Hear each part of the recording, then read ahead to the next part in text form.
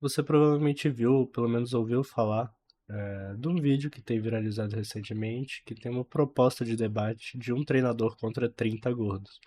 E eu digo proposta de debate porque não teve exatamente isso. E um dos motivos foram os temas escolhidos para serem debatidos, que eram extremamente tendenciosos, por um lado, e não promoviam nenhum tipo de discussão, nenhum tipo de relevância, como, por exemplo, defender a obesidade e defender o pecado, né?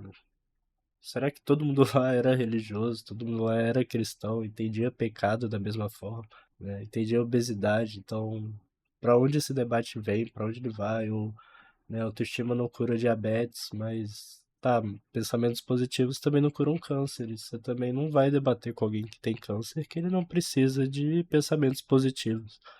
Então, foi um debate muito superficial, mas que é possível observar vários fenômenos interessantes, principalmente como muitas daquelas pessoas têm mágoas psicológicas, né, das suas histórias de vida, das suas criações, das suas interações com o mundo, e que acabam resultando, né, no estilo de vida que deixou elas obesas ou em sobrepeso.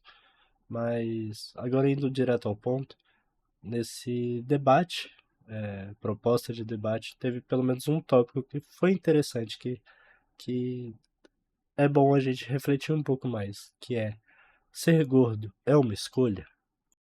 E para pensar sobre isso, a gente vai se aprofundar em alguns temas, como o conceito de livre-arbítrio dentro da análise do comportamento, principalmente, o papel do ambiente e escolhas conscientes que podemos fazer para lidar com essa situação. Se você perguntar para um psicólogo, principalmente de abordagens com bases mais no comportamento, da cognição, a resposta vai ser unânime de se ser gordo é ou não uma opção. E a resposta é não.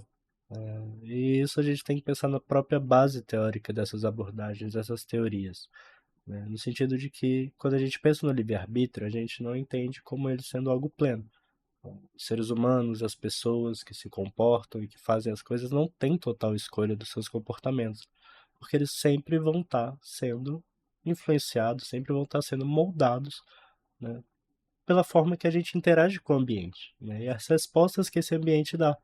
Então, a gente não é totalmente livre, porque a gente está sempre sendo influenciado pelo ambiente que estamos nos comportando. E não só o ambiente influencia diretamente nas nossas escolhas, nas nossas decisões, como vários outros fatores, como por exemplo, toda a nossa história de vida. A gente leva um pouquinho das coisas que a gente fez, que a gente passou com a gente, nas decisões que a gente toma hoje em dia, a cultura que a gente vive, como é que as pessoas do nosso bairro agem, como as pessoas da nossa casa, como as pessoas do nosso estado, do nosso país, vai influenciar diretamente nas nossas decisões, no nosso comportamento, ou a nossa própria genética, né? Ela também nos dá limitações, nos dá capacidade que também vai moldar a forma que a gente faz e deixa de fazer as coisas. E quando a gente volta a pensar sobre o comportamento alimentar, né, o que acaba sendo um dos principais fatores de promover a obesidade, a gente pensa, né, no tanto que ele é influenciado por outros fatores. Por exemplo, pensa na diferença da alimentação de uma pessoa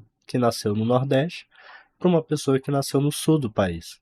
Será que elas escolheram se alimentar assim, ou é influenciado pelo clima da região, pela cultura, pela, né, que foi passando de geração em geração?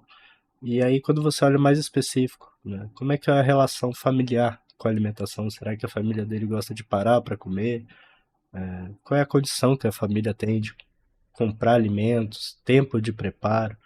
Não podemos esquecer de um aspecto biológico muito importante que influencia nessa questão da obesidade, do acúmulo de gordura, que é: nosso organismo foi feito para isso. Na savana, nos estilos de vida caçador-coletor que a gente tinha, acumular calorias, né, engordar, era extremamente vantajoso. A gente não sabia se a gente ia ter alimentação no dia seguinte, se ia ter comida disponível.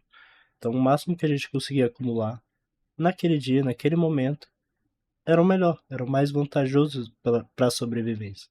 Mas infelizmente esse contexto não se encaixa mais no estilo de vida, né, no ambiente que a gente está vivendo atualmente. Então, é perceptível que não é um fator ou outro que vai influenciar no nosso estilo de alimentação, no nosso estilo de atividade física. São várias coisas. e várias coisas que a gente não tem controle. Então a gente não tem exatamente como escolher algo que a gente não tem controle. Faz sentido?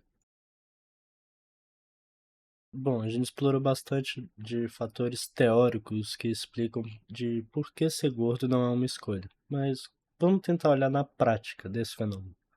Se fosse uma escolha, né, qualquer pessoa obesa pensa, né, num dia, acho que eu quero ser magra, acho que eu quero ficar bombada e pronto, ela dá conta.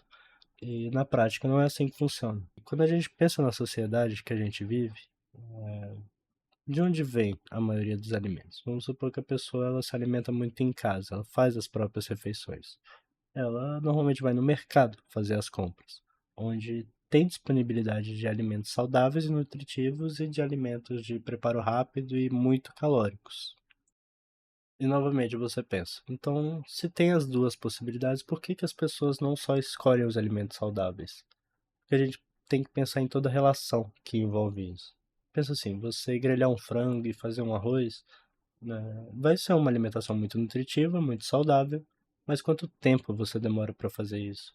E o quanto você vai pagar em relação a, por exemplo, comprar um nuggets ou algum outro alimento já mais industrializado e de preparo mais rápido? E muitas vezes você tem que pensar nesses aspectos da sua vida. Quanto tempo você pode parar para cuidar da sua alimentação? Como é que está a sua questão financeira?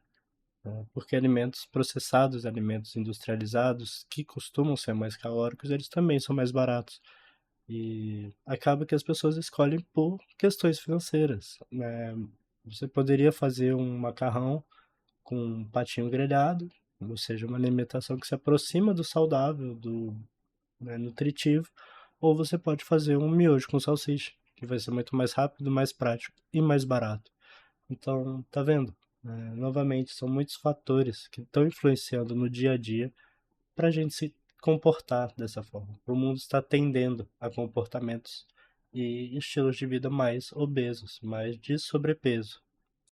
E a mesma coisa tem acontecido com a prática de atividade física. A gente está sendo apresentado por um contexto onde a gente não precisa se esforçar fisicamente, né?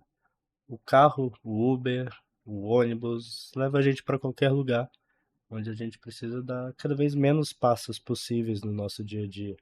A gente não precisa mais sair para fazer compras, não precisa mais sair para comer. A gente pode pedir tudo por um aplicativo. Não precisamos mais ir no cinema, a gente tem filmes ilimitados em casa. Ou seja, todo o ambiente que tem se apresentado para a gente nos tem dado um estilo de vida cada vez mais sedentário, né? Horas de trabalho cada vez mais exaustivas, a famosa escala 6 por um.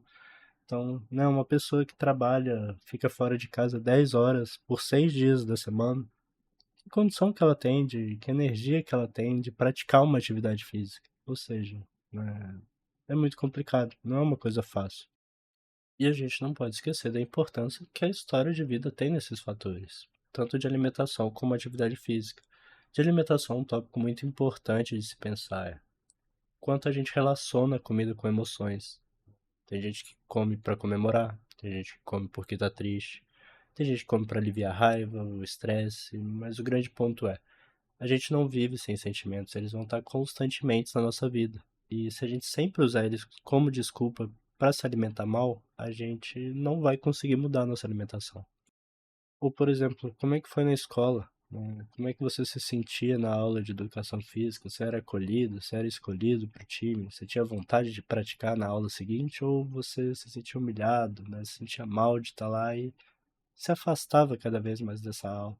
Ou nutrição, né? O que que você já ouviu falar sobre calorias, sobre quais são alimentos saudáveis, né? Como facilitar, como fazer uma dieta, né? Na escola. Não é algo institucionalizado, não é um padrão as pessoas aprenderem sobre algo que é tão fundamental para a nossa vida, que literalmente a gente, né, a maioria das pessoas pelo menos faz todo dia, que é se alimentar. E não é ensinado nas escolas.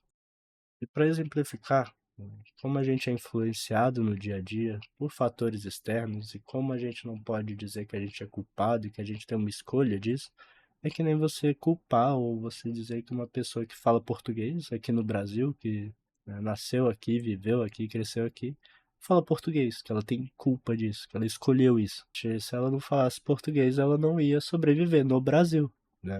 Uma criança nativa daqui, convivendo aqui, indo na escola aqui, ela teve que fazer isso para viver a vida, né? Ou seja, não foi uma escolha dela, foi consequências do ambiente que ela foi introduzida. Tá. A gente falou de várias coisas que estão influenciando diretamente no nosso estilo de vida, que estão deixando a população, as pessoas cada vez mais obesas, cada vez mais sedentárias. E dessas coisas a gente tem muita pouca influência, a gente controla muito pouco disso. Mas o que que a gente pode controlar? E essas coisas são o que a gente tem que focar. O pontapé inicial para qualquer mudança do estilo de vida, dos nossos comportamentos, é o autoconhecimento. É entender qual foi nossa história de vida com essas coisas, o que que aconteceu, quais são nossos pontos fracos, quais são nossos gatilhos, quais são os erros que a gente está cometendo, quais são as desculpas, e também se perceber, entender o que você de fato está sabendo e conseguir assumir isso. Entender, não, de fato, eu tô em sobrepeso, eu tô me alimentando mal, eu tô vivendo um estilo de vida sedentário e conseguir analisar isso e encarar de forma madura, de forma sincera consigo mesmo. Ou seja, esse é o autoconhecimento. Além disso, como eu disse, identificar os pontos fortes e os pontos fracos, ou seja, as coisas que nos facilitam e as coisas que nos dificultam. E para falar sobre isso, a gente tem que pensar numa questão que as pessoas sempre trabalham com essas mudanças, principalmente pensando nessas práticas, que é o autocontrole. E muita gente confunde o que é autocontrole, e eu vou trazer um exemplo prático, um exemplo que eu vivi para exemplificar esse erro. Bom, eu tento viver um estilo de alimentação mais balanceado, né, não sendo algo extremamente restrito. Então, ocasionalmente, eu compro alguns doces para comer. E um desses que eu acabava comprando tem um slogan que diz que é impossível comer só um. E eles estão falando a verdade em relação a isso. É impossível você comer só um bis. O que que acontecia? Eu ia lá no mercado, comprava o bis e pensava: preciso manter um estilo de vida, uma alimentação balanceada. Então vou comer 2 bisinhos por dia, tá bom, esse pacote vai durar 10 dias. Chego em casa, né, termino meu almoço e penso: vou comer meus 2 bis. E não foi suficiente. Eu como mais um e penso: putz, agora já desbalanceou tudo. Eu vou comer logo 4 e não como bis amanhã. Passa um tempo, eu olho aquele pacote de bis de novo e penso: ah, quer saber, eu vou aumentar a média para 4 bis por dia e vou comer mais alguns e amanhã eu como menos. E vai indo nessa sequência, vai indo, vai indo. Quando eu vejo, eu já comi a caixa de bis inteira, fico mal, me sinto culpado. Ou seja, né, eu não tive autocontrole. Mas isso não é autocontrole, né? Ter uma caixa de bis e conseguir ficar lá pensando: não, só vou comer dois e não vou, né, vou ter a concentração de um monge para não pegar mais nenhum. Isso não vai acontecer. Autocontrole é entender: toda vez que eu comprar um bis, eu não vou conseguir manejar. Então, a única forma de eu não comer um bis inteiro num dia é não comprando bis. Isso é autocontrole, né? Isso é autoconhecimento, que é diferente de tortura, entende?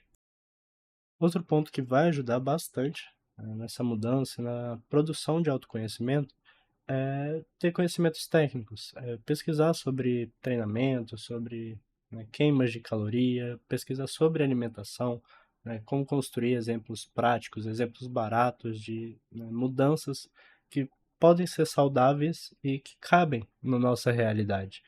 Mas um aviso em relação a isso, né? O mundo fitness, o mundo do emagrecimento é repleto de pseudociências, placebos e bobagens que as pessoas costumam vender, normalmente caros.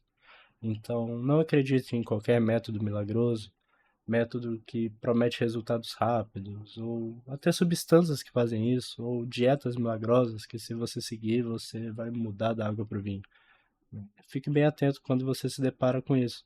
Normalmente as pessoas que prometem essas coisas vão estar mentindo para você e vão estar usando novamente da sua emoção para te enganar.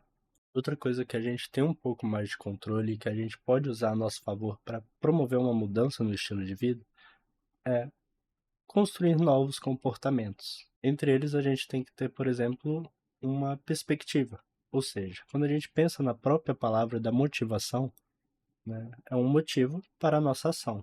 Ou seja, se a gente não sabe para que a gente vai fazer todo esse esforço, para que a gente vai gastar mais tempo cozinhando, se matar fazendo uma atividade física, um esporte, a gente não vai fazer. Então, sempre tenha claro qual é o seu motivo, qual é o seu objetivo, para que você está fazendo isso.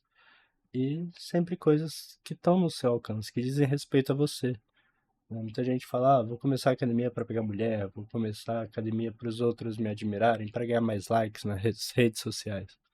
Mas tá vendo que isso são, novamente, coisas que não estão nas nossas mãos, fatores externos, né, que não vai acontecer da hora pro dia. Então a gente tem que botar coisas mais palpáveis, né? Eu quero me sentir bem comigo mesmo, eu quero sentir que eu tô me esforçando, eu quero ter mais qualidade de vida, eu quero conseguir abaixar para brincar com meu cachorro, para brincar com meu filho. Ou seja, é botar objetivos que vão dizer respeito a você. Além disso, novamente, como eu disse, a mudança da atividade física, da alimentação, é uma coisa que vai demorar muito para realmente ter coisas práticas que vão te deixar bem. Ou seja, você realmente vê o seu corpo emagrecendo, as pessoas elogiando, as pessoas te admirando, ou qualquer coisa, né, relacionada a essa mudança, ela demora. E quando a gente não bota pequenas recompensas, pequenas, né, admirações, a gente não vai conseguir chegar muito longe nessa corrida. Então, pensa no exemplo como se você estivesse subindo uma montanha muito grande, muito íngreme, que ela é difícil.